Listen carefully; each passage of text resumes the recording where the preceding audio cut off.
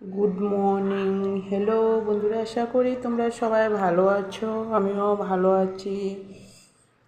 দেখতে পাচ্ছ আমি আমার 8টার থেকে ডিউটি, তো আমি চা খেয়ে ফেলেছি। দেখো চা বানিয়ে এলাম, চা খেলাম, বিস্কুট খেলাম, এখন যাব ডিউটি।